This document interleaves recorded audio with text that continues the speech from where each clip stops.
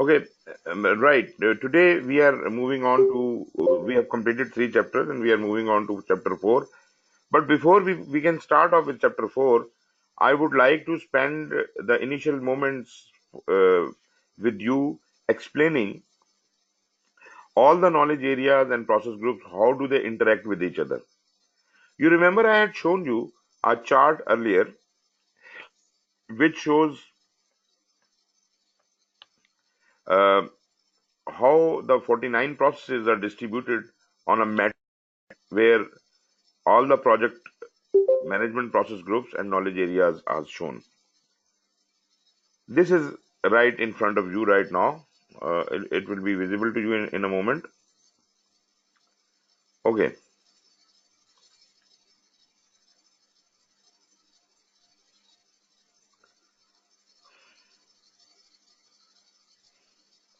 Okay. Can you see this chart? I know this is not visible, but I just want to discuss certain things from this chart, even if it is not visible. But if you look at your screens very closely, you can read everything. So this is not that invisible also. So what do we have here? As you remember, we have got 5 columns showing the process groups: initiation process group, planning, executing, monitoring and control, and closing. We have these 5 process groups. And then we have got 10 knowledge areas starting from number 4. Why number 4? Because this is the 4th chapter in a guide to project management body of knowledge. So first 3 chapters we have covered. So this is the 4th chapter. So 10 knowledge areas are covered: 4, 5, 6, 7, 8, 9, 10, 11, 12, and 13. 13th is the stakeholder. So if I look at in front of integration, in the rows in front of that, under initiation, I can find something written here, that is develop project charter. Then under planning, I have in front of integration, develop project management plan. Then execution, we have got 2 processes. Monitoring and control, we have got 2 processes. And closing, I have got 1 process.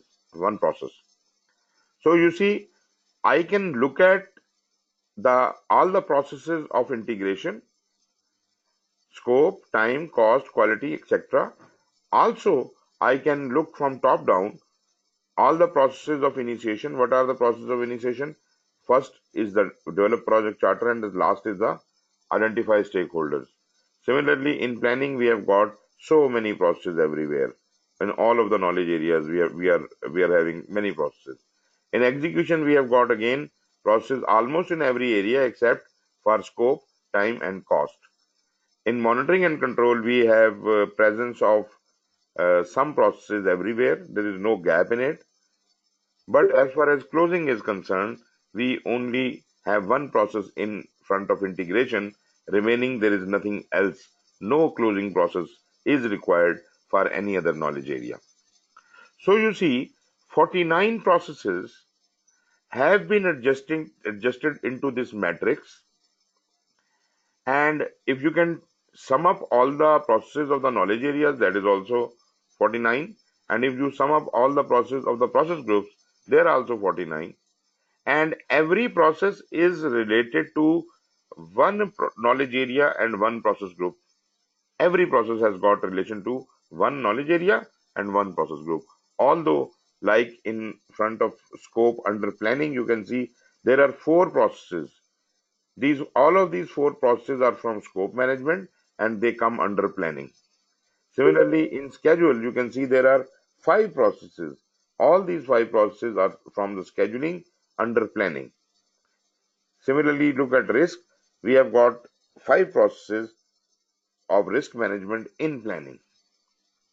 So this is how you can interpret. So you can see very clearly that these 49 processes are not equally distributed in 5 process groups, nor are they equally distributed in 10 knowledge areas. So in other words, I can say they are haphazardly or unequally distributed, and the way they are distributed is shown in this chart. Okay, why do we have so many gaps? Let us discuss about the gaps. If I look under initiation, we have one process on the top and one process at the bottom. The top process is develop project charter, and that relates to the knowledge area of integration. Whereas the bottom process is identify stakeholders, and that relates to the project stakeholder management knowledge area. That means while we are initiating a project, we do not need to do anything as far as the scope, schedule, cost, quality, resource, communication, risk, and procurement are concerned. This is a general explanation I can come up with, that there is no need for these missing areas to be included in initiation. There is no role of these missing areas in. Just a moment, there is some comment.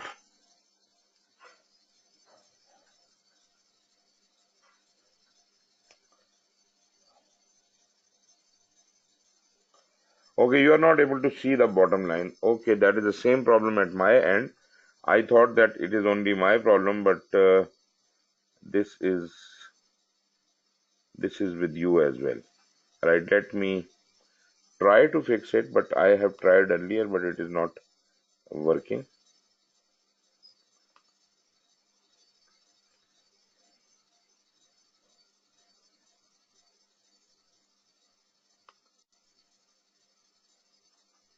Just a moment, let me fix this.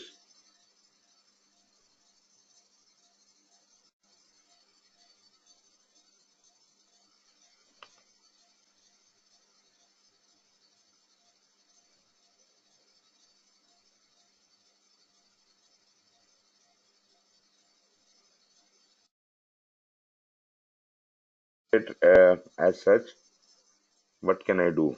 Okay, let me do something else.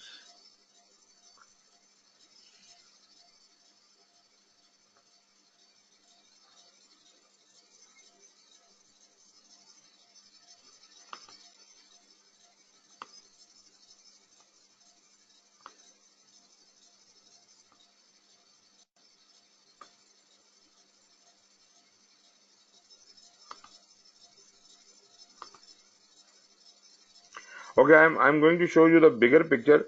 This is the bottom line, the project stakeholder management.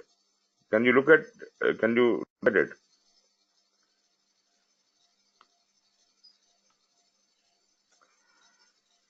Okay. I know there is some problem. My bottom taskbar is overlapping the screen, and I cannot show this in the full screen mode. But the bottom line here is project stakeholder, and the process is identify stakeholder, and so on and so forth. And if I can go back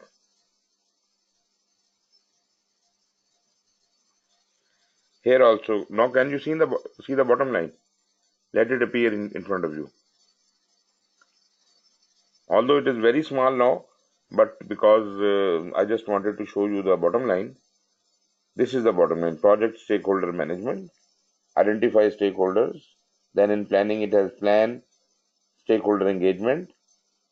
Then in execution is 13.3, manage stakeholder engagement. And in monitoring and control, monitor stakeholder engagement. So this is the missing line which you could not see. So I'm again going to make it full screen, and if you are not able to see that, I would suggest that you should have your PMBOK open in front of you, especially this page. Otherwise, these slides are available.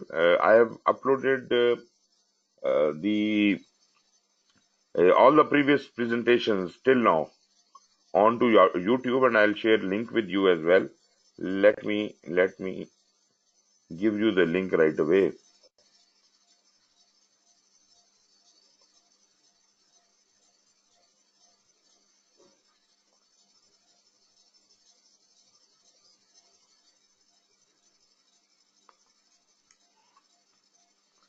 I'm pasting it in the chat window. Everybody of you will get it. Okay, confirm if you can see this message. Raise hand and confirm. This is a YouTube list. You can save it somewhere on your computer, and you can. I will keep uploading all the videos here.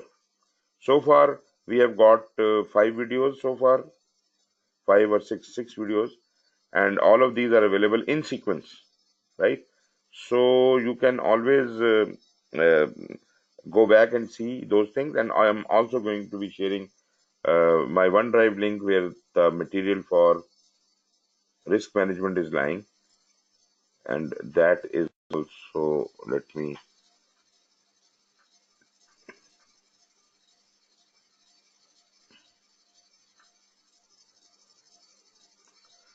please bear with me. There is a little bit of time delay in getting these things in front of you, but I would like to share it with you right away.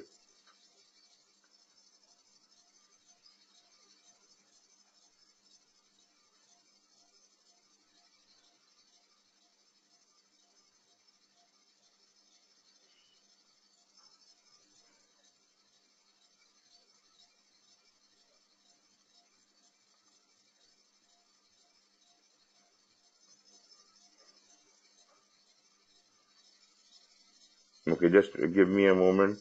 Let me find out where the PMP thing is. Yeah, here it is.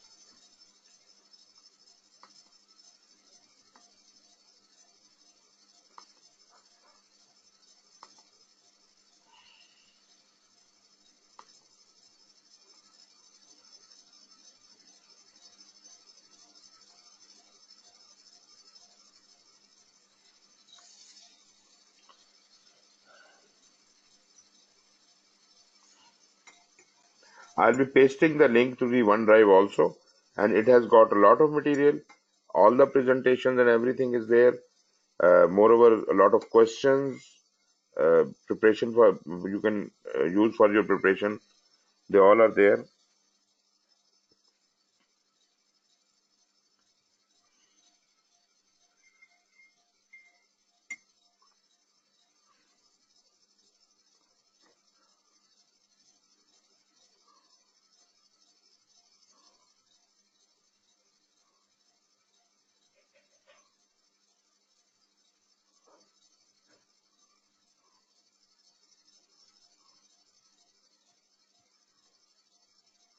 I think there is a problem. I have got more than one link hooked, and I don't know which one is that.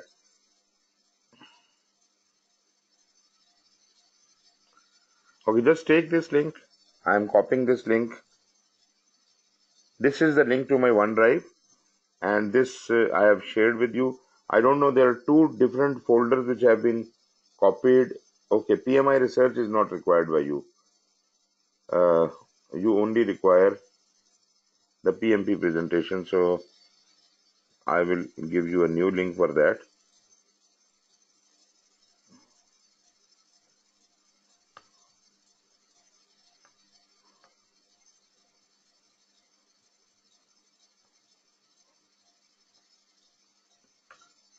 Take this link, the last one. The last one is about PMP, and if you want to see, I can show you what all is included in that. I'll open it. You see, in this folder, I have got some notes by some earlier person, Hamza, gave me some notes, so I have included it. PMP handbooks and prep guides are all there. 20 books or 20 artifacts are there. Then PMP 6 saved presentations are the presentations. I'm just sharing it with you. Then we have got hundreds of questions in this practice question folder. There are 37 different files. Then there are some old recordings of my lectures here in the recording folder. And Sendra templates are all the various types of templates you can use for project management. So practically speaking, this is enough of material. But if you need more, I can always share more material with you.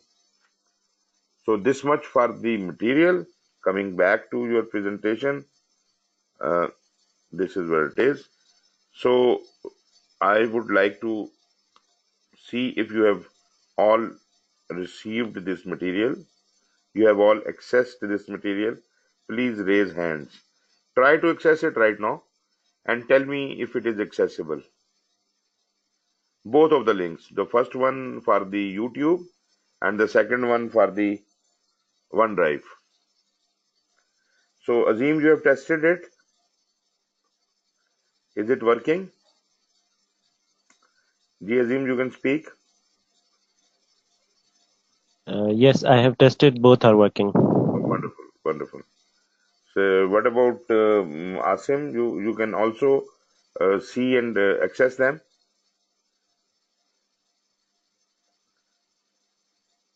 Yes, sir, I can access. Okay, wonderful. It's working perfect. So I will be updating these things whenever there is a change. I will update it here. The link will remain the same. You can always, access these and get your benefit out of it. Shahriyar, are you able to access it? Yes, sir, I'm able to access the link, sir. Wonderful, wonderful. And Shahid, is it okay with you? Ji Shahid. Sorry, Shahriyar. Sayyid Muhammad Shahriyar.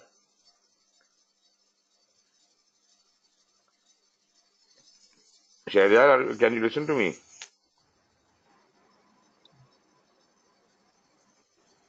Yes, sir, I can access the material. Okay, wonderful, wonderful. And Shahid, are you able to do that or not? Yes, sir, I can access it. Wonderful. Anybody who was unable to access it, please let me know. Anybody?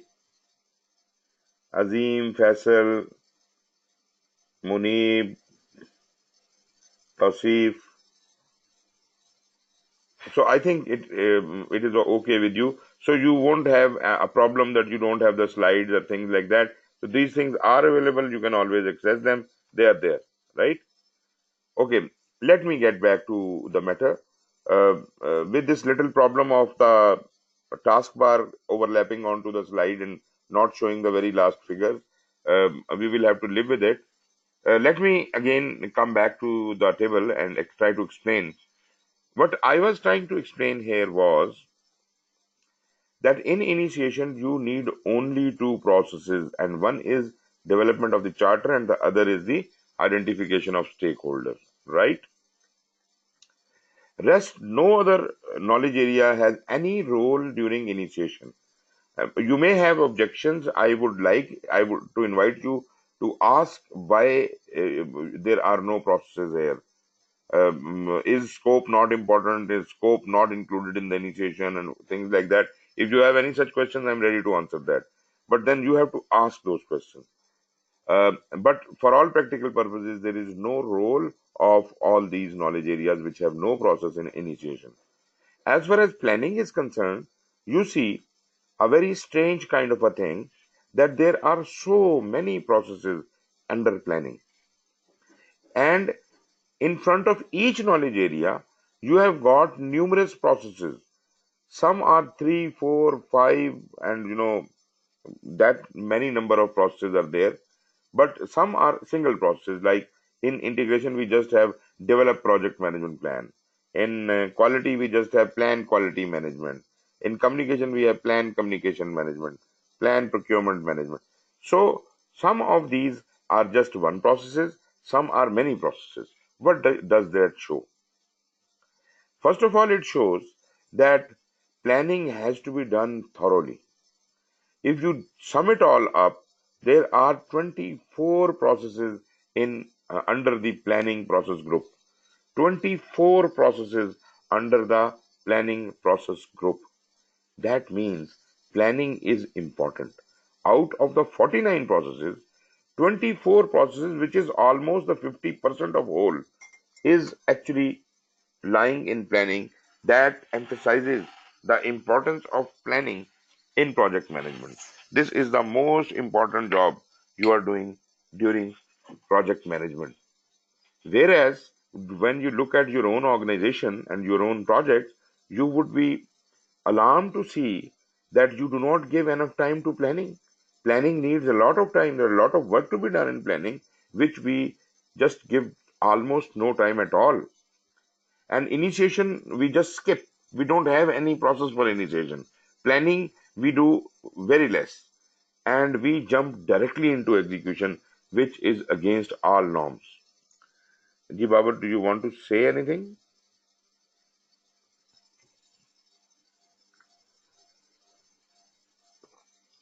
Babar Shahzad, अस्सलाम वालेकुम।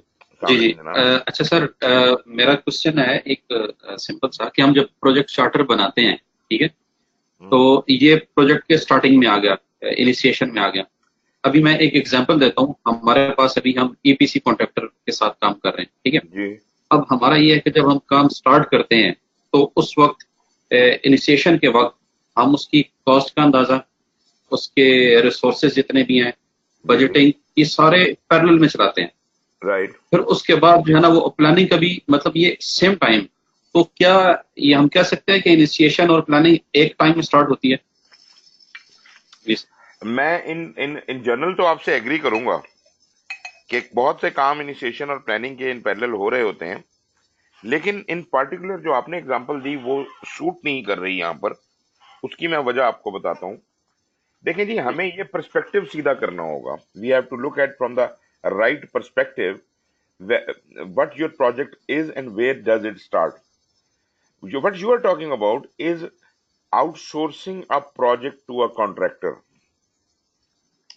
So this is not exactly project management you are dealing with.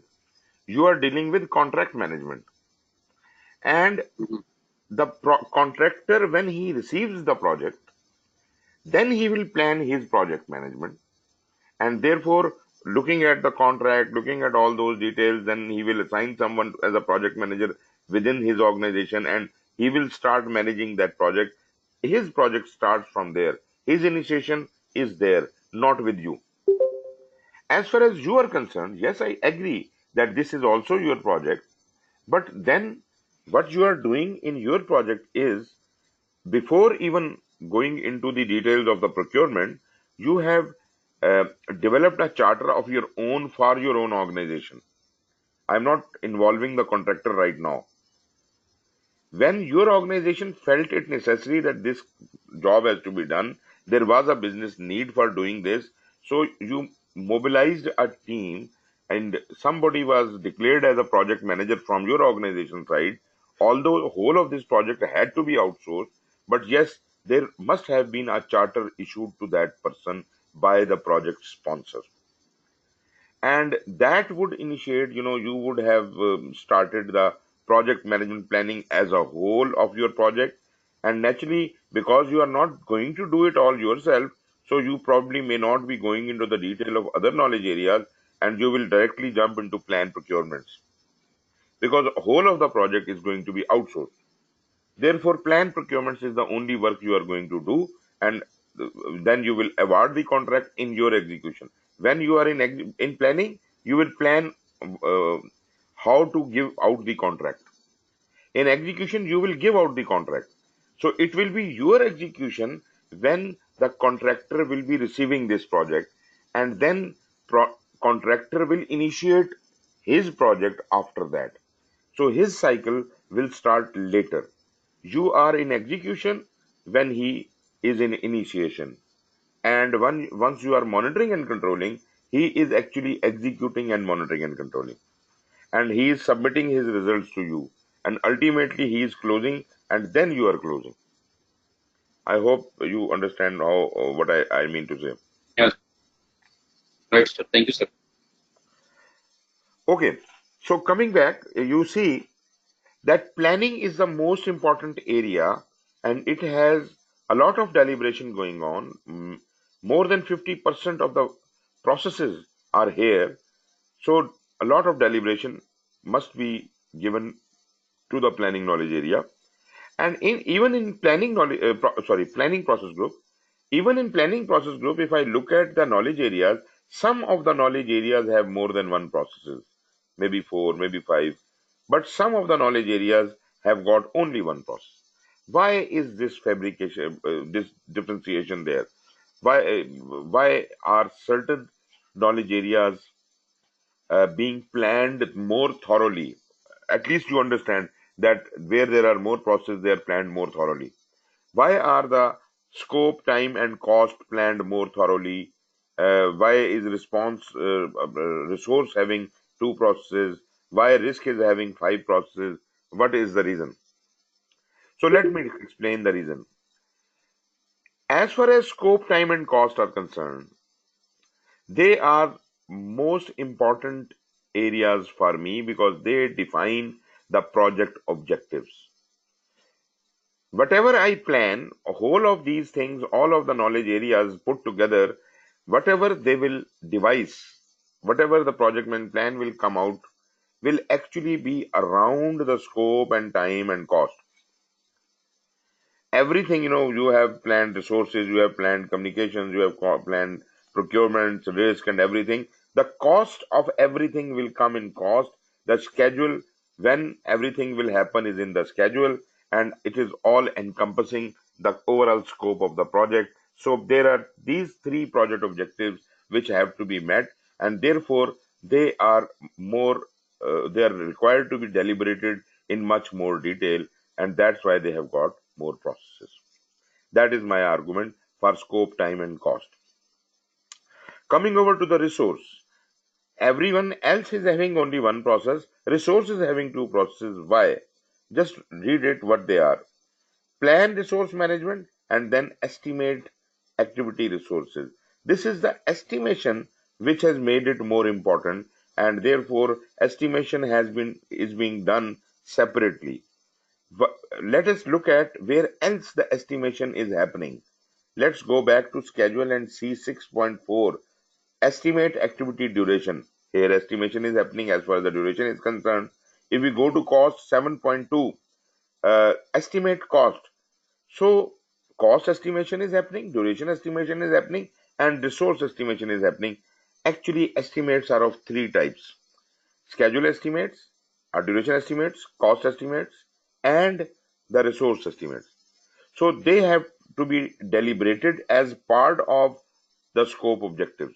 So therefore, resource is contributing towards the duration estimation. Therefore, resources have to be estimated separately. So that is the importance of the resource. Now let's come over to risk. Risk has its own individual uniqueness, and that is, risk is something which is likely to occur. This has inherent uncertainty. So risk is responsible for looking into the uncertainties regarding all the knowledge areas. What are the risks in integration, scope, time, cost, quality, and everything? So risk will take care of all uncertainties, whereas the things which are listed here in planning, otherwise in not relating to risk, are all facts, are actual happenings which will happen. If I plan that I will construct a wall, then I will construct a wall. There is no probability that I may construct a wall. But risk is talking about may. This may happen. This has a probability of occurrence. So if this occurs, then I will do this. So probably risk has a different strain to be planned. It is digging out all the possibilities, and it is being proactive from the perspective of all the knowledge areas. So risk is being proactive for all the knowledge areas. It is identifying all the risks. It is analyzing all the risks and responding to all the risks. So therefore, this is in itself a great effort. So due to this proactivity, due to this uncertainty, risk has got a number of processes to thoroughly plan the risks and take care of all unforeseens. So that is the reason why there are so many processes in risk in planning.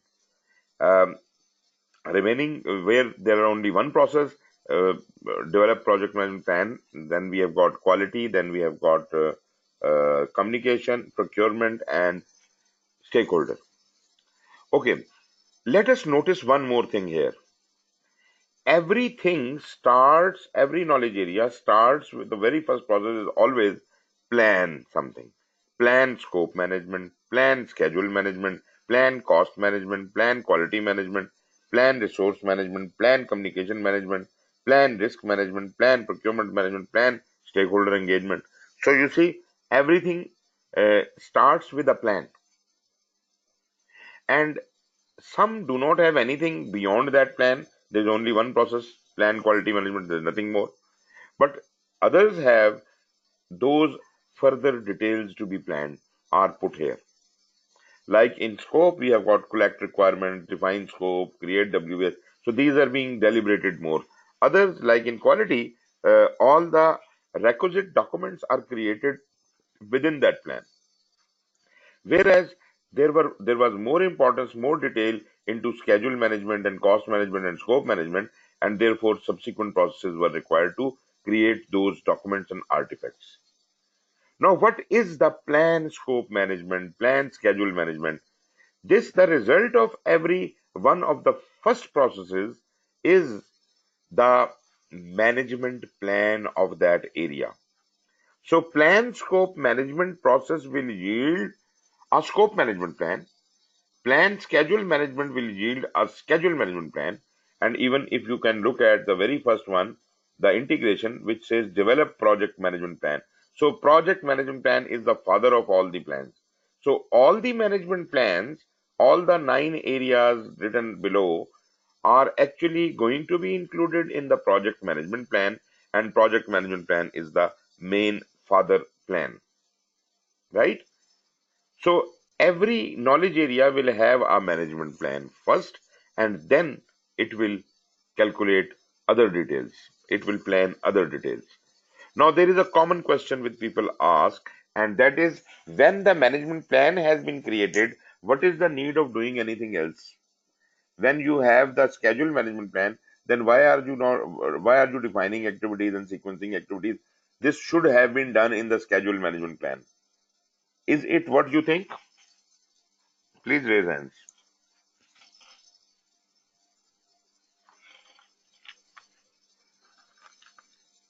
If you think like that, please tell me, or else you have to give me a reason why. Why not?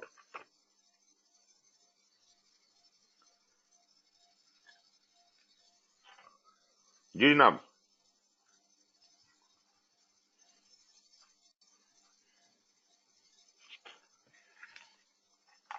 are you guys losing interest?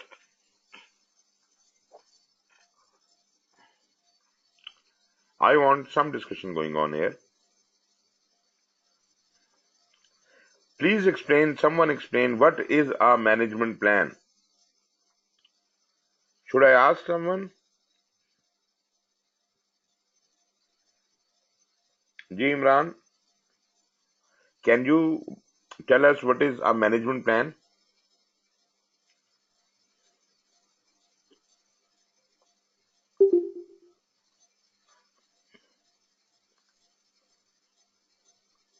Ji Usman. Okay Faisal ji, please आप बताइए. आपका mic नहीं of हो रहा जी. You know you can speak. Sir. Walaikum Assalam. Yes, sir. Don't. What is the Sir, management plan actually, management plan is actually encompassing all the areas which we have just discussed, and which will affect on which will impact will be required for managing our project. I am not talking about. These are the, Faisal, I am not talking about the project management plan. I am talking about just the management plan. The term, the management plan. What is our management plan?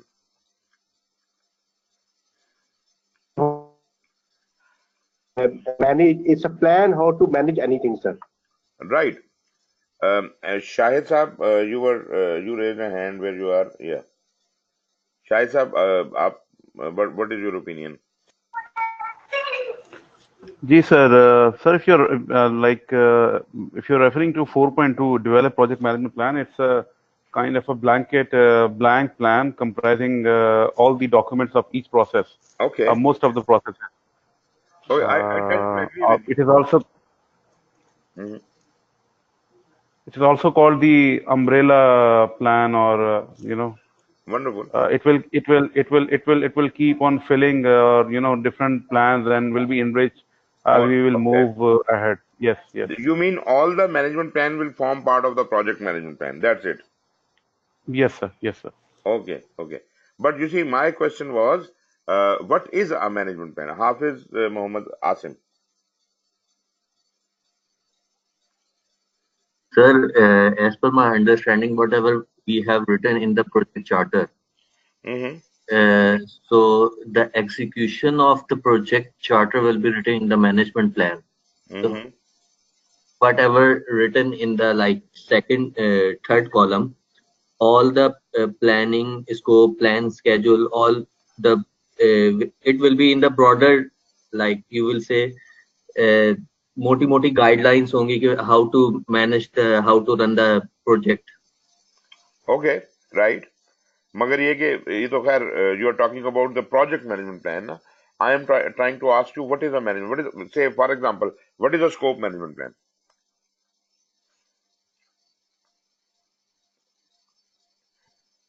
Hani.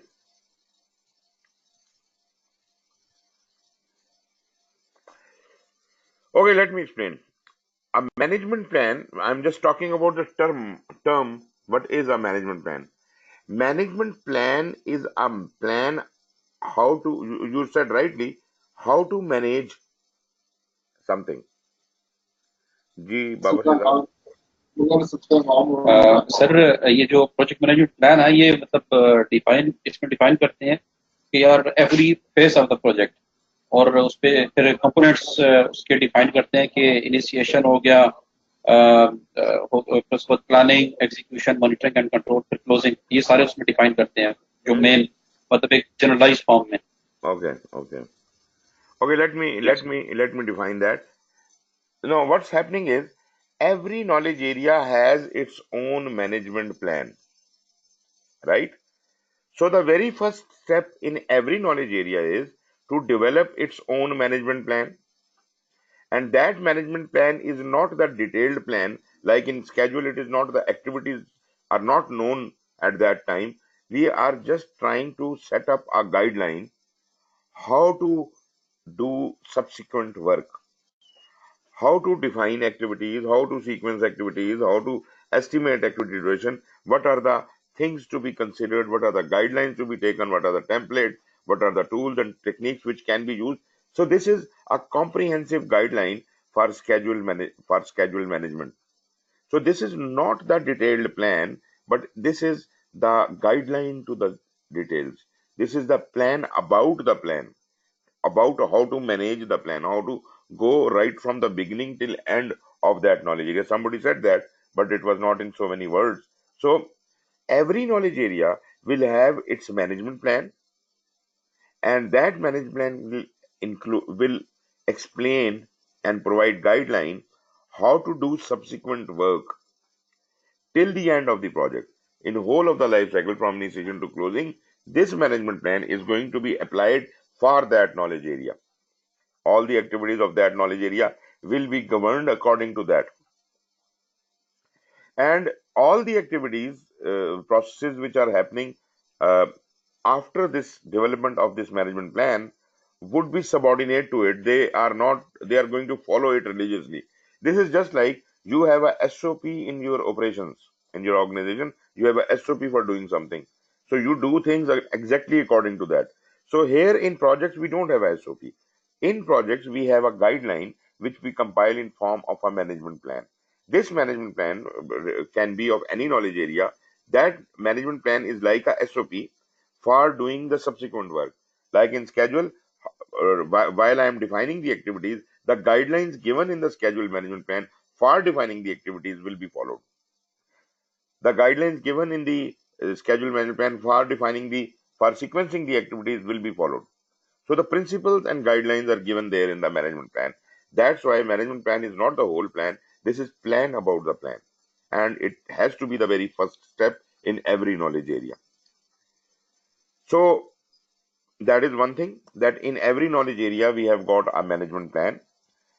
Then at the end of there might be a number of activities in that in every knowledge area for planning purposes. But the last activity, like in scope we have got 4 processes. The fourth process is 5.4. So when we reach 5.4, we have completed our planning, and the net result of our plan must be consolidated here. That consolidation is called a baseline. The result or the net result of the whole planning detail, and everything has been planned. Now what is executable form of it is my baseline. So in 5.4, after having created the work breakdown structure, we will have a scope baseline. At the end of schedule, we will have at the 6.5 develop schedule. At the end of it, we will have a schedule baseline. At the end of cost, at 7.3 determine budget, we will have a cost baseline. We don't need to have baselines for all the 10 knowledge areas. Only these 3 areas, scope, time, and cost, which are called the project objectives, not the triple constraint. Previously, people used to call them scope, time, and cost as triple constraint or iron triangle. These terms are obsolete in today's world because it has been observed and found that there are more than 3 constraints in the world.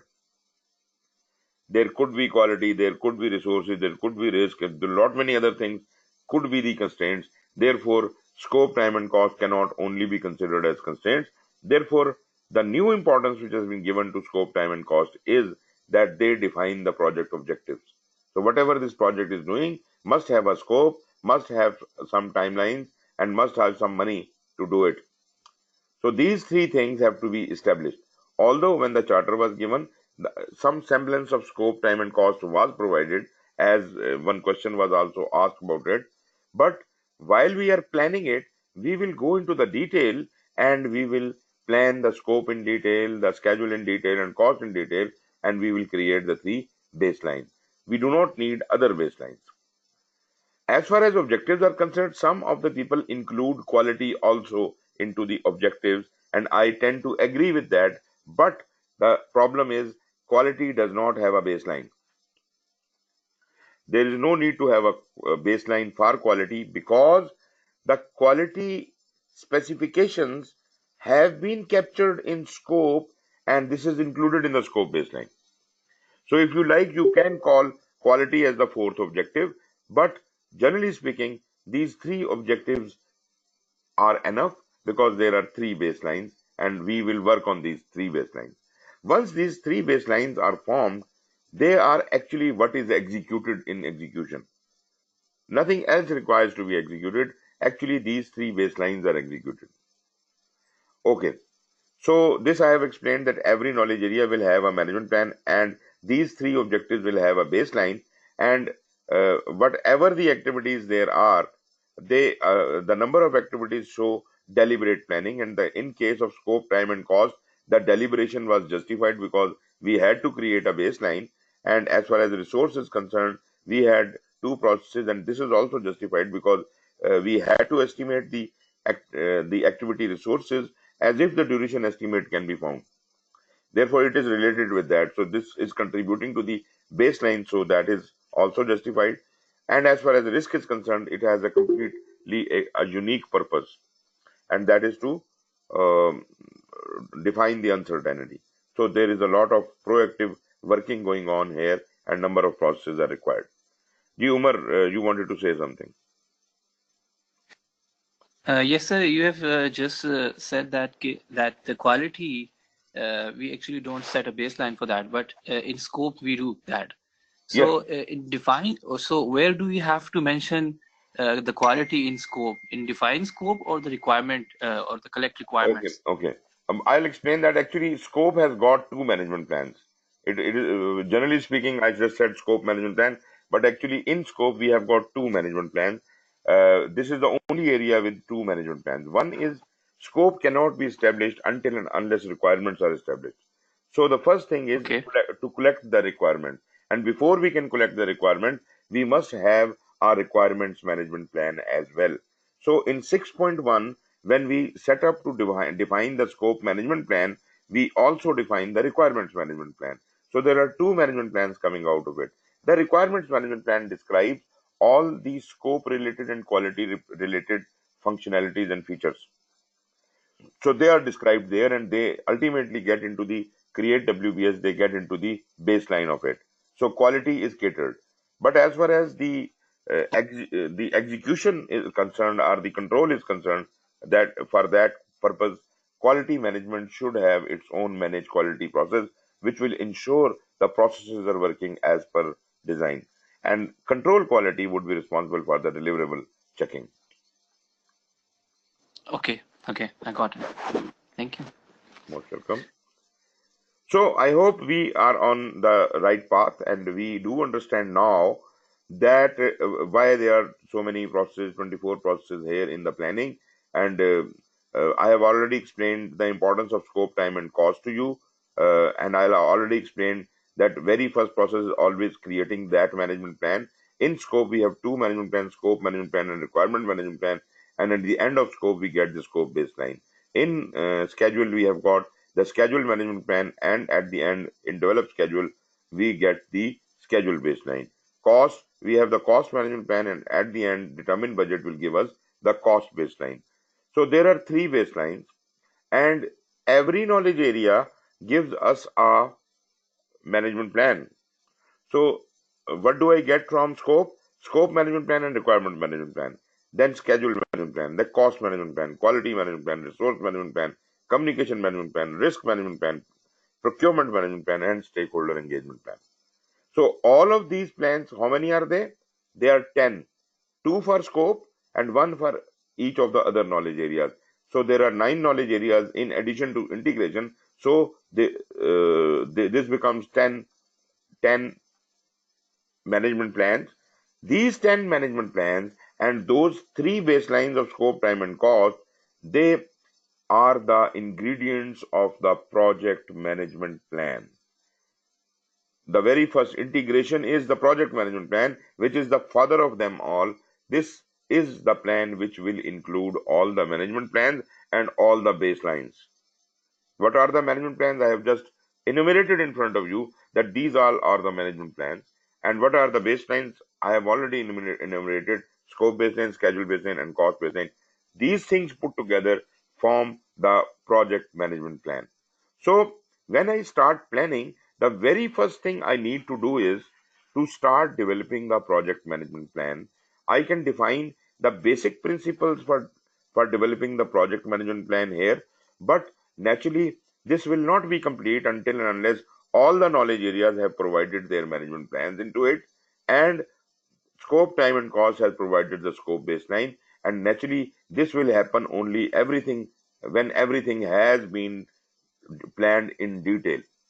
So when everything is planned and all these things are submitted to the project management plan, only then the project management plan is declared complete, and that is where planning is complete. Are you with me?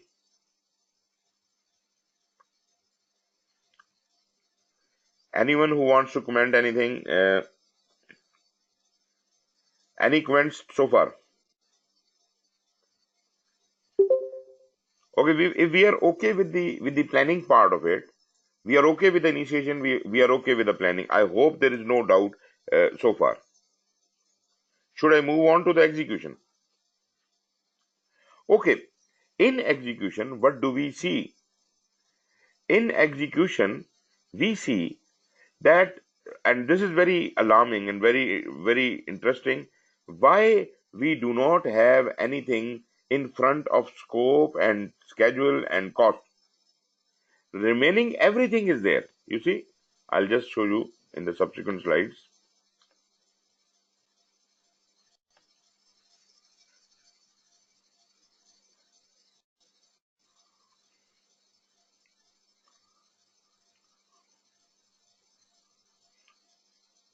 I don't know if you can see this all, but um, every process group, every knowledge area has got some process in execution. The monitoring and control, the integration has got two processes here. One is the direct and managed project work, because this is the overall in charge, so this is responsible for execution of the project. And the second thing is manage project knowledge. This is to take care of all the new knowledge we are learning, and the lessons learned we are creating out of this project. This is to be maintained by the managed project knowledge. No process for scope, no process for schedule, no process for cost. Just now we have said that these are the most important areas. These are the project objectives. We created a baseline for them, and now we are not executing the scope or schedule or cost. What is the reason? Can someone convince me this should not be there? जी,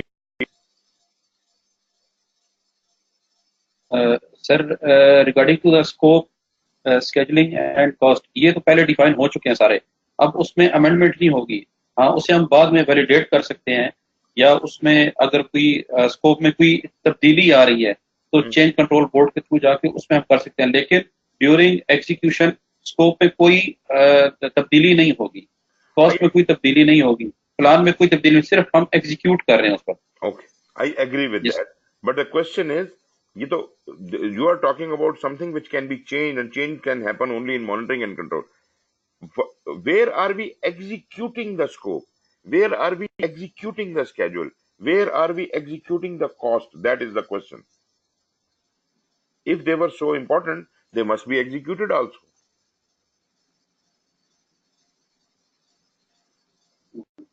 अमल भी तो करना है ना उनके मुताबिक, जो उसमें लिखा हुआ था बेसलाइन में, वो अमल कहाँ हो रहा है?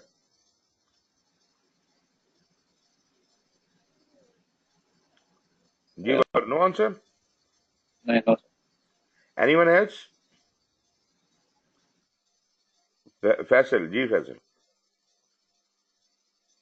सर, ये अगर हम स्कोप को स्केड्यूल को देखें, ये कॉस्ट मैनेजमेंट प्लान के अंदर सर, जो नॉलेज एरिया है सर, उसमें से एग्जीक्यूशन पर कुछ ना कुछ हो रहा होगा सर, कॉस्ट हो रहा है सर। कहाँ हो रहा होगा? ये सर हमारी जो प्रोक्योरमेंट हो रही है सर, रिसोर्स मैनेजमेंट जो हो रही है, उसमें definitely something will be happening, execution हो रहा है सर, प्रोक्योरमेंट हो रही है, उसमें एग्जीक्यूशन हो रहा है सर, तो उसकी वजह से कॉस्ट की बेसलाइन के ऊपर इफेक्ट आ सकता है, तो इस वजह से एग्जीक्यूशन में कुछ यहाँ पे नहीं हो रहा, कॉस्ट मैनेजमेंट पर प्रोजेक्ट कॉस्ट। फैसल, प्रॉब्लम ये है, the problem is that what is resource doing? Resource is acquiring the resources, developing the team, and managing the team. Where is the work going on? Where is the work going on? Work तो sir इसमें Let me ask Azim Saab. Yes, Azim. My opinion is that in the planning process group, you said 10 management plans plus 3 baselines all put together makes a project plan. Wonderful. Project management plan. And I can't hear you. Azim, I can't hear you.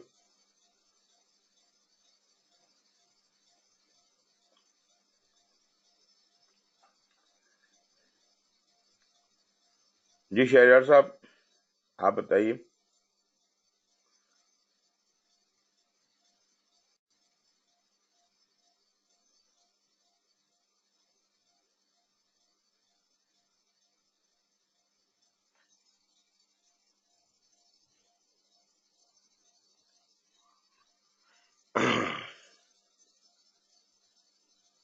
so I cannot hear back. Okay, मेरा ख्याल है we lost sound for some time, so let's get back. Now I can. Azim. So I was saying that all these 10 management plans plus 3 baselines put together makes a project management plan. And in executing under integration knowledge area, we have direct and managed project work. So I assume here we are doing this, implementing the project management plan, which we developed in the previous stage. Wonderful. Well explained. Actually, integration is the father of them all. It has taken all the baselines and the management plans into itself, and it has taken on the responsibility that it will execute the project. And direct and managed project work is the activity which is actually responsible for the execution of scope, time, and cost integrated. So there is no need to separately execute the scope or time or cost, because they have to be integrated into a performance measurement baseline. The three baseline, the scope baseline, the schedule baseline, and cost baseline, once integrated, they are called performance measurement baseline. And that performance measurement baseline is actually being executed by direct and managed project work. That is exactly why these three processes, these three areas are blank. There is no execution shown against scope, time, and cost, but this is all included in the direct and managed project work. Now the question arises, why do we have, if everything is happening here in direct and managed project work, why do we have a process for managed quality, for resources, for communication, for risk responses, for contract? Every other knowledge area has got some process in execution, but we don't have anything for scope, time, and cost. If everything is integratedly happening there, then why are we having these processes? So let me answer that. As far as the baselines were concerned, they were the actual conduct of the project. The scope will be scope will be completed. The time will be the schedule will be executed. Cost will be spent. So this all is happening integratedly. But the other activities, the other processes shown here are the what you call support activities, the support processes. Let us see what is the role of managed quality.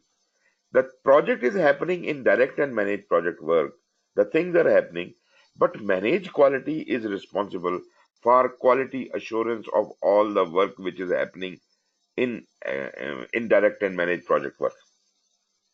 So this is an additional responsibility. Quality will have an incisive look into how the things are happening and how the processes can be improved.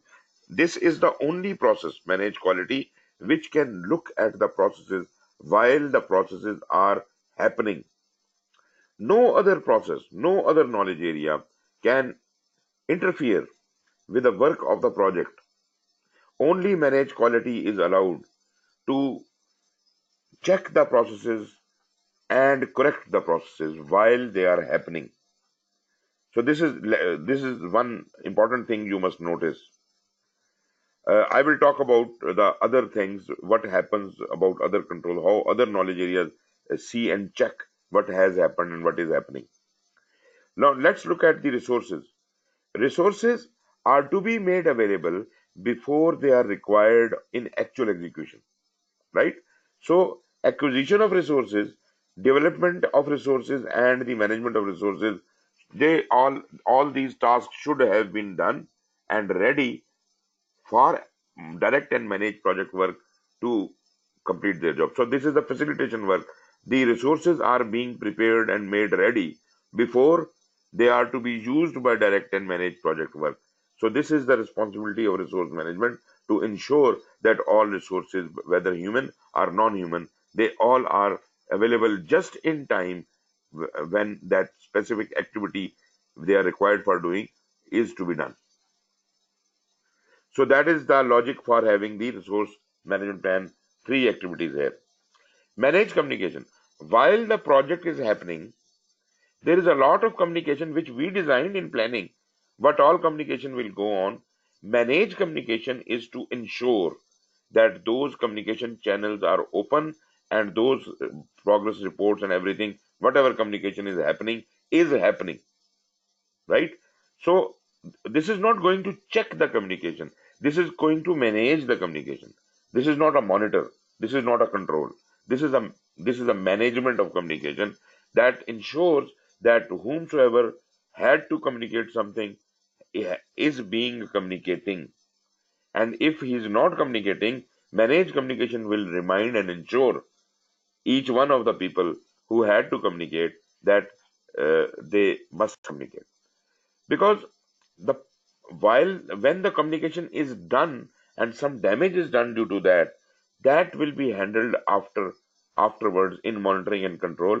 Monitor communication will do the post-mortem of all the communication. As far as risk responses are concerned, risk management plan is concerned, we had a very thorough planning. We developed a risk management plan. We then identified risks, and then we had performed the qualitative risk analysis and the quantitative risk analysis, and then we developed some responses. In execution, those risk responses which have been developed are being implemented. But remember, risk is not a certainty.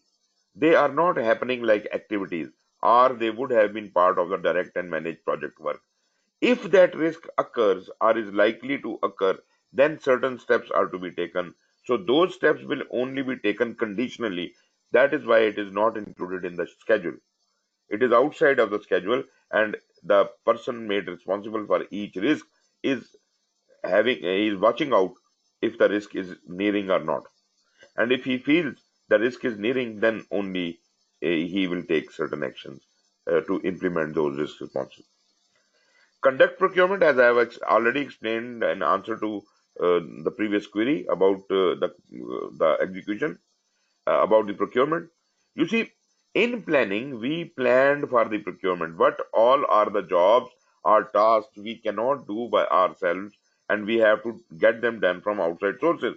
This is called a make or buy decision. Then we created all the procurement documents according to the need of this procurement. What types of contract could be made, what kind of process of selection could be made, and who are the sellers who would be bidding for it and all that. And in conduct procurement, we actually floated that in newspaper, and then we collected the bids and all that, and ultimately we selected someone, we signed a contract and gave the contract to him. As far as I am concerned, I have executed my job. My execution as far as the procurement work is concerned is done, is complete, as soon as I have handed over the responsibility to the contractor through a proper contract. Now it is the contractor who will do the job, and I will check him in monitoring and control through control procurement, and that is, I will be watching him in accordance with the contract we have signed. Understand? As far as the stakeholder is concerned, just like communication, we were managing the communication. We were ensuring that all the communication which had to happen must happen. Similarly, for stakeholders, we manage the stakeholder engagement. We ensure that all the stakeholders which had to remain involved are being kept involved. So this is during execution, we have to ensure that all the stakeholders are happy and they are involved. Okay, so that much is for the execution. Any questions as far as execution is concerned?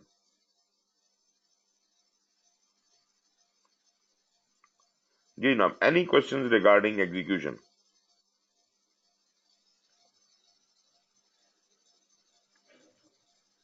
Ji Imran, anything from your side?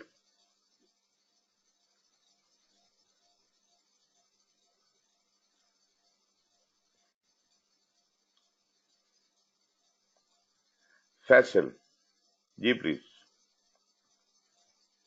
Sir, you just asked question about why there is no actually execution process, why the scope management, schedule management, and cost management, nothing is happening in the execution. Okay, sir. And the rationale was that actually work is happening in the direct to manage project. Exactly. But all the process groups, you have mentioned that manage quality, acquire resources, manage communication, risk also, manage stakeholders. So everything is happening here. Why not we are having something in these three also? Because the scope management also, we are having some scope which has to be looked after in the execution also. Okay, I understand your point. Actually, this is being consolidated, and anything which is going wrong with scope or time or cost, this is the responsibility of managed quality. This is the consolidated responsibility of managed quality to check the quality of the processes which are happening. So it could be scope, it could be time, it could be cost, or any other processes. So these are the three baselines have been consolidated, being done, being executed by the direct and managed project work, and the auditor sitting on top is the managed quality. And managed quality can always address them. Well, you are not doing this process properly, so you go back and through change request or whatever. The continuous improvement of the process is happening through quality. The quality is responsible for putting things right as far as these things are concerned. Got it? जी फैजल बोलिए बोलिए. Okay, sir. Uh, what I am getting, because the scope, this baseline will be disturbed whenever in direct and managed project work. That will be having effect of remaining this managed quality, acquire resources, managed communication, implement resources. So these will be actually affecting our the three baselines also, sir. Of course. One with the other. Of course. So because these are affecting the baselines, so right. why we not having the required? मुझे सब confusion हो रही है इसके ऊपर ना. These are the blanks box, important boxes हैं sir ये. देखें एक बात तो ये समझ लीजिए, इन तीन चीजों के ऊपर डिपेंड करता है. बेशक डिपेंड करता है, but while you these were the most important elements on which you had to work. You have created a foundation on which to walk. आपने एक मैप बना लिया. You are now to follow that. Now, if you have to be very careful as far as the changes are concerned. Although changes are allowed, this is not the case that the scope or schedule or cost cannot be changed. They can be changed, but through proper mechanism. So those, अच्छा मजे की बात ये है, any change request coming from anywhere may impact scope or time or cost. It is not that managed quality cannot change, cannot request a change to change cost. It can. Even even managed team also may request a change which could affect the schedule. So all these processes in execution and monitoring and control, all of them can request a change. All of them can request a change. And the procedure of change request will be followed, and perform integrated change control in monitoring and control is responsible for processing all the change requests. This I'll talk later. But as far as the consolidated scope, time and cost baseline is concerned, that has to be in execution. We don't change anything. In execution, we do as per the plan.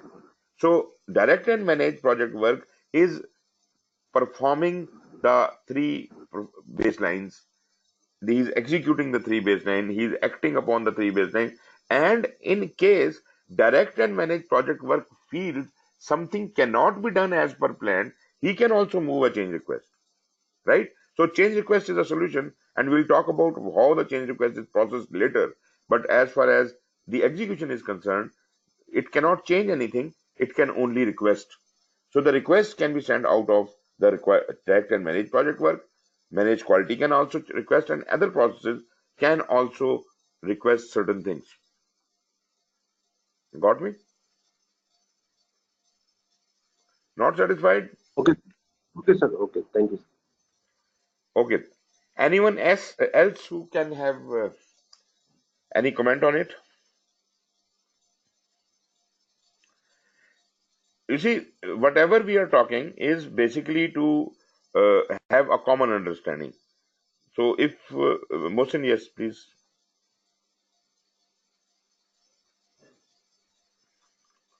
Mohsin, mic unmute कीजिएगा.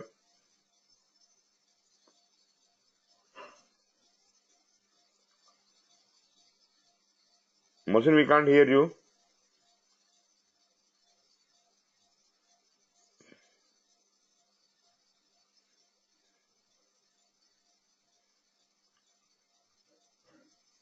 Mohsin, do you want to say something? आपका mic mute हुआ है आपकी तरफ से.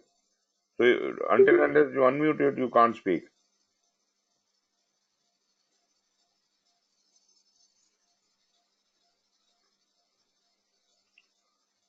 जी Mohsin.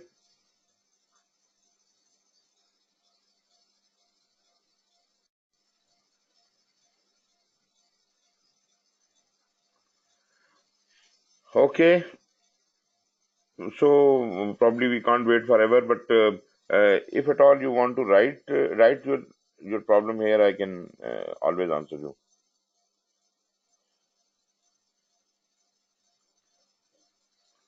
Asim, you have asked a question. I'm sorry, I do not see chat very often, but you asked a question a while ago, and that was, what if we find some issues while execution and found it was not in the project management plan? This is exactly what I answered. Basically, it is not in the performance baseline. So, in that case, direct and managed project work is authorized to move a change request. And if the emergent action is required, the priority level can also be set as if execution and monitoring and control are actually happening simultaneously at the same time. They are happening simultaneously.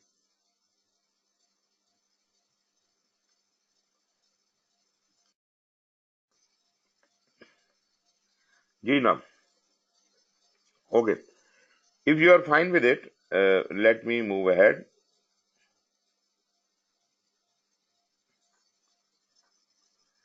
Okay. So what we have done is in execution, we have talked about that scope time and cost is being done by direct and managed project work. All the lessons learned are being collected by managed project knowledge. Then managed quality is responsible for the quality assurance and the resources acquisition and making availability of all the resources, human and other resources, is the responsibility of resource management. Communication, to ensure that all communications does happen. It's not the postmortem of the communication. Why did you not do this communication? It is not that. It is to remind people that they have to do these communications. That is the managed communication. Implement responses, risk responses, as I explained, that all the responses you have developed, they are being implemented as and when that risk occurs or is about to occur.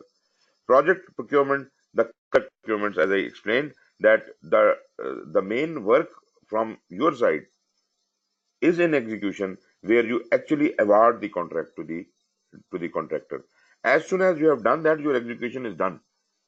As far as procurement is concerned, you have no more to do. You have nothing to do because you have handed over that responsibility to the contractor. And now you will sit in the monitoring and control. And according to the contract, you will keep an eye on the work of the contractor. So he will be moving his change request to you, and you will be, dealing with him, negotiating, renegotiating, whatever you are doing, claim settlement, and all that will be happening there. And as far as the stakeholder is concerned, the just like managed communication, managed stakeholder engagement will be done as if the stakeholders all are happy at the same time. Coming over to monitoring and control, again in monitoring and control, we see that we have uh, something in each knowledge area. There is no knowledge area which is empty here. So everything has to be monitored and controlled. That is lesson number one. Number two, integration again has two processes here. One is to monitor and control project work. This is the same project work which we were doing direct and managed project work in execution. Now we are monitoring and controlling the project work. And we are also having another process 4.6, perform integrated change control. So these are very important processes, both of these. Why are they so important is because overall responsibility of monitoring and controlling the whole project work is with 4.5, is with integration. And if there is any change request coming from anywhere, the recipient of that change request is 4.6, perform integrated change control. This will receive all the change requests, process all the change requests, and give decisions on these change requests. So all the change requests will be processed at this one single point. They are so important processes, both of them, that I would rather like to call them 4.5 is my chief analyst and 4.6 is my chief controller. This is the names I have given these two processes. 4.5 is chief analyst and 4.6 is chief controller. But you remember that whatever are the processes of integration, they are always parental in nature as compared to other knowledge areas. So other knowledge areas come under the wings of the monitoring of the integration. Like project management plan was developed by collecting all the data from the subsequent knowledge areas. Similarly, direct and managed project work was responsible for overall execution of the project and others were doing their support function.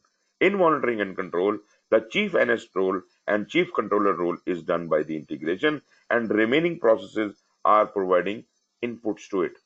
Now let's see what's happening. Once we were executing the project, direct and managed project work actually executed the project. And while it was being executed, certain news were generated, certain data was generated out of it. That this has happened, this has, timestamps have been created, the activities have been completed, some activities have started, some problems have occurred. So all these news being generated from execution are sent to monitoring and control. This is called work performance data, which is coming from execution and going to monitoring and control. So this data has to be processed, analyzed, and thoroughly checked if that points to any change request. I said there are processes in execution who can move the change request directly, but there could be certain change requests which could be a result of the analysis of work performance data. And that would be done by the processes in monitoring and control. Each one of the knowledge areas is represented with a control, and that control is responsible for checking if everything has been done right or wrong. And that is on the basis of this work performance data as well as comparing it with the project management plan, because project management plan included everything. So project management plan is compared against the work performance data, and that will give me the difference in what had to be done and what has been done. So this variation will be judged by every control, and the processed result, the processed data of the variance and analysis and trend analysis and all that will be called the work performance information. Once the data has been processed by each and every control will do it.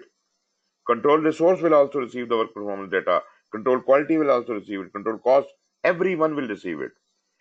And everyone will be having the project management plan. Everyone will be comparing that from their own perspective, schedule from the schedule perspective, cost from the cost perspective, quality from the quality perspective, resource from the resource perspective.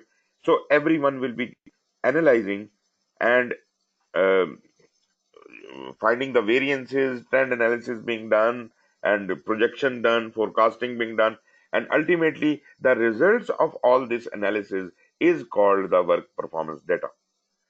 All the work performance data generated out of various processes, various controls and monitors in the monitoring and control, all this work performance information is sent to the chief analyst. Who is the chief analyst? Chief analyst is monitor and control project work that receives all the work performance information, and that further consolidates all these work performance information into a consolidated work performance report. I'll tell you what happens to the work performance report, but for the time being, this is the analysis of the situation. But each of these these controls and monitors of various knowledge areas are also able to see when there is a need for any change request. So any of these controls can request a change request anytime, and change request, where do they go? All the change requests go to the chief controller, which is perform integrated change control. So you see, all of these controls are doing what? They are doing the analysis, and the result of analysis is work performance information, and that is going to monitor and control project work, which is chief analyst. And all these controls are also capable of moving a change request and change request from wherever they are coming, maybe from execution, maybe from these controls. All these change requests are going to one single place, which is the chief controller, and which is called the perform integrated change control. The decision on the fate of these change requests will be taken by the perform integrated change control. So you see, this is how the work has been analyzed here. Now, one more thing, all of these controls are doing something. They were not present when the things were happening. I mean, they cannot interfere in execution. But the result from the execution, if any activity is completed, whatever the progress is coming to it, it post-mortems that progress and finds what has gone wrong, what has gone right, how much in difference we are. So all of these processes available in monitoring and control are basically doing the post-mortem of the situation of the execution, the things which have happened in the execution. This is the post-mortem. Only thing which can be live and which can interfere with the ongoing processes of execution is manage quality. No other process has the right to uh, deal with the live process. All other controls and monitors deal with the done work performance data. They analyze based on the work performance data. So they are doing the post-mortem of work performance data, and out of that they are coming up with the work performance information and the change request. Work performance information they are sending to monitor and control project work, and change request they are sending to perform integrated change control. So this is what happens to the work. Now, one more thing which I have missed out, and that is execution not only does the work, it also when the work will be done, some deliverable will also come out of it. So deliverable also comes to monitor and control. There are 12 processes in monitor and control, out of which only 2 processes are there to interact with the deliverable. The inspection of deliverable will be done only by 2 processes. Rest all other processes are dealing with the work, the process, the work. So the 2 processes which deal with the deliverable are in order. First of all, they come to quality control. Deliverable is first inspected in quality control, and if it is found to be of fit quality, that is called a verified deliverable. So basically the deliverable coming out of direct and managed project work was our deliverable, and now after passing the test or inspection of control quality, it has become verified deliverable. Now this verified deliverable is sent to 5.5 scope, validate scope. This is another inspection which will check the completeness, that all the features and functions as designed in the requirement management plan and the scope, are they there in the product? If they are, then this inspection also passes, and this means this is the user acceptance done. This is accepted deliverable. Now the accepted deliverable is sent to close project or phase, and it is ready to be handed over to the customer as soon as the project is finished. So once again, the deliverable is passing through two inspections. First is the quality control inspection, which verifies the deliverable, and then it is sent to validate scope, which inspection is basically a user acceptance inspection. And after that, if this is passed, then the scope has been validated and the deliverable is accepted. In accepted form, it goes to close project or phase. If you want to differentiate between control cost and validate scope, control quality is responsible for the correctness of the deliverable. Whatever has been made, is it correct? It is within the tolerances acceptable by the stakeholders or the customer. And validate scope deals with the completeness. All the functions and features present which were supposed to be in the product. So deliverable passes through only these two checks. Remaining all the monitors and controls are actually dealing with the post-mortem of the work performance data, and they are capable of moving the change request. Even the control quality and validate scope can also move the change request. Every process in monitoring and control is capable of moving a change request, and all the change requests which are originated even from anywhere in execution or monitoring and control are actually handled or received in integrated change control. Now let me explain it a little bit. How is it processed in integrated change control? Integrated change control is not by itself some very powerful body. Basically, this is where the project board conducts its meeting, and perform integrated change control presents all the change requests in front of them, and they decide which change request has been approved, which has been rejected, or which has been pended. So it then communicates that decision back to execution as if they know that the requisite change requests which have been approved, the plans for them accordingly have been, the project documents or the project management plan has been amended accordingly, and all future executions of this project will include the new plan, as if the proper version controlling is done and we are not still following the old plan. So the plan is updated, and ultimately all the future work would be in alignment with the new changes. So this is the work of the perform integrated change control. So if you want to talk about other controls, naturally scope control will, every control will do exactly the same thing. It will take the work project management plan and the work performance data, analyze, find the variance in the scope, and then do some analysis and give the result as work performance information to monitor and control project work. Schedule will do the same, but it is from the perspective of scope, schedule.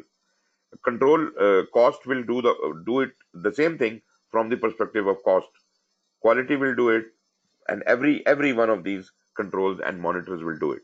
Why there are some controls and some monitors? Just remember that wherever you find the word control, that means you are dealing with a non-living object.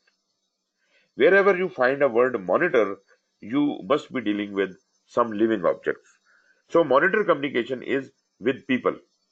Monitor risk is with people. You're dealing with stakeholders. Monitor stakeholder engagement is with people. But as far as controls are concerned, they are all non-living. Similarly, in execution, wherever you find the word manage, you are dealing with people. Manage quality, manage team, manage communication, manage stakeholder engagement. So this is what it is. And while you are in close project or phase, there you will do the final audit. You will ensure that everything, all the work has been complete, all the deliverables have been delivered, nothing is outstanding, procurement contracts have been closed, and now after laying off all the project staff, you will hand over the deliverable to the customer, and all the project assets are the project knowledge you have gathered, manage project knowledge in execution. This is all handed over to the organizational process assets. So this is the whole story about the project management process groups and knowledge areas. And I will repeat this story many times as if to make it sure that you understand it. Ji Shahriyar.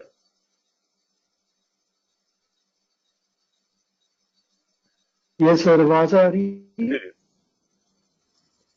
Yeah, sir, I just have one question related to executing process group. As you have mentioned, from executing process group, the work performance data will be sent to monitoring and controlling. So in manage quality, actually, we are at the same time we are sending like work performance data as well as deliverable. तो यहाँ sir मुझे थोड़ी सी जरा वो है, मैं इसको मजीद समझना चाह रहा हूँ मैं कि why there are two inputs, you see, there are two outputs towards control quality. I got it. Shahriyar, there are two things happening. You are doing work in the execution, and there is a report on the work, how much work has been done. And as a result of this work, some deliverables will also be there. Again, you do not have to just look at the deliverable and decide on based on that. If something is going wrong, it is in the process, right? As far as the live process is concerned, managed quality is looking at it, but it cannot have captured all the defects. So managed quality can do whatever it can do, but the most solid thing is the result.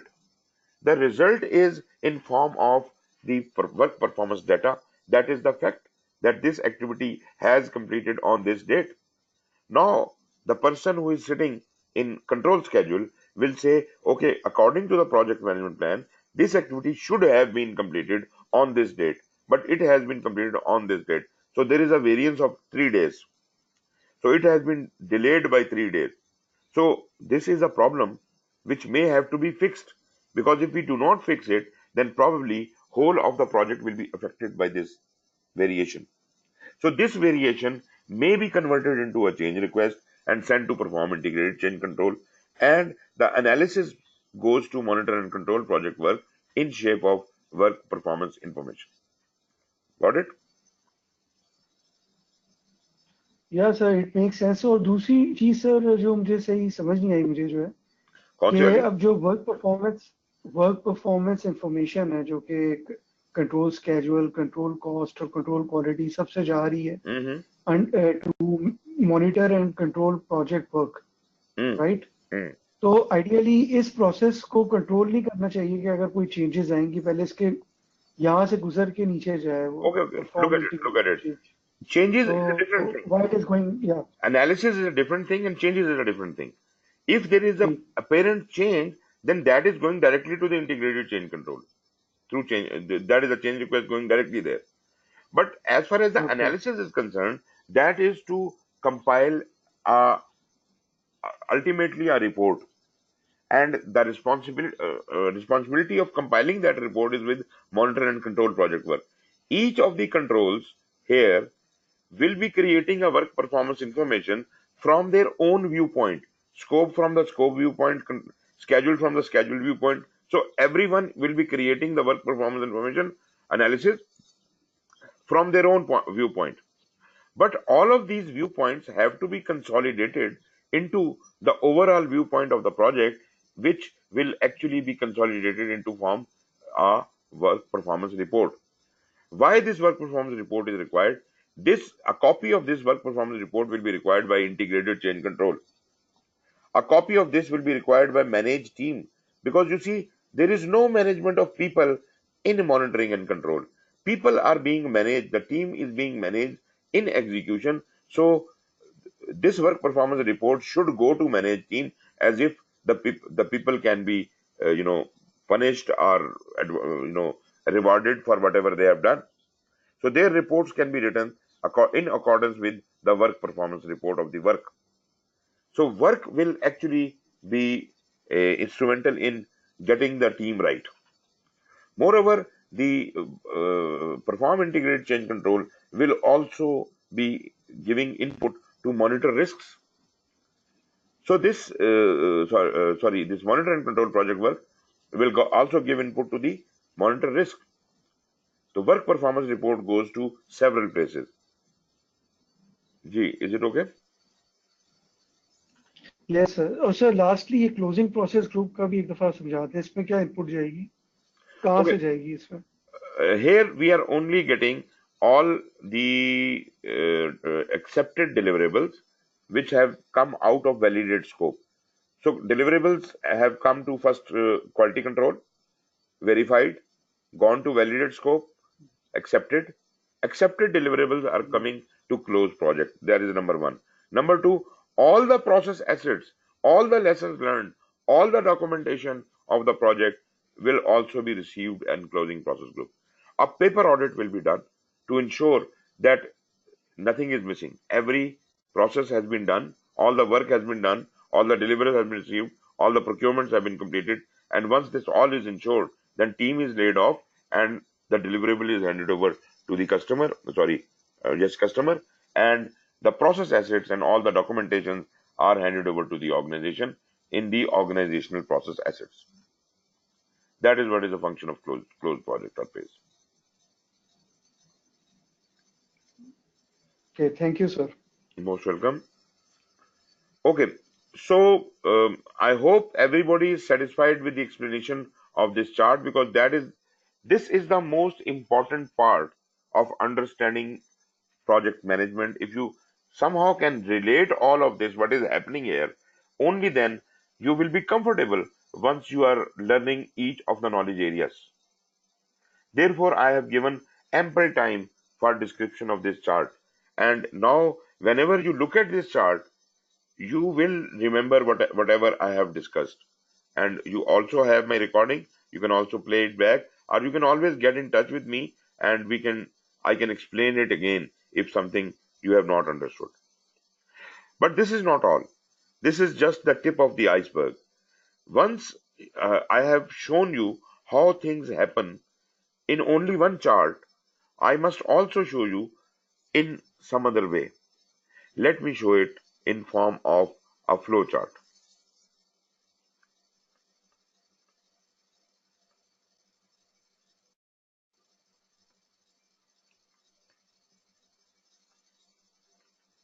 Okay. Can you see this chart? Is it visible to you?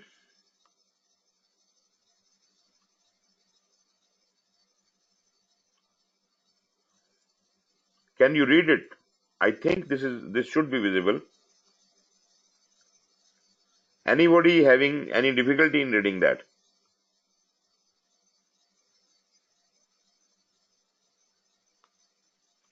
Okay. If you like, I can stop here and I can explain it tomorrow, because I need fresh minds to understand this. I think it is better that we break off here, because I see the level of interest has gone down a bit. So take your time and understand the table I have just explained. Tomorrow when we start, I will, talk a little bit about the table. I will clarify some of your doubts, and then I will explain this flowchart. Because after you have understood this flowchart, you will then be able to go into each one of the process groups and understand them. So we will go through all the process groups, we will understand all the process groups, and only then we will start the knowledge areas. Is it okay? So is everybody okay with it, that we should call it a day? Please raise hands. Okay. Although we are leaving early, but I am leaving you with the thought that you must prepare this thing and understand this thing yet again, and tomorrow we will talk from here onwards. So thank you very much for your cooperation and for your interaction. That is very nice, and we will inshallah see you tomorrow the same time. Thank you very much and take care, please.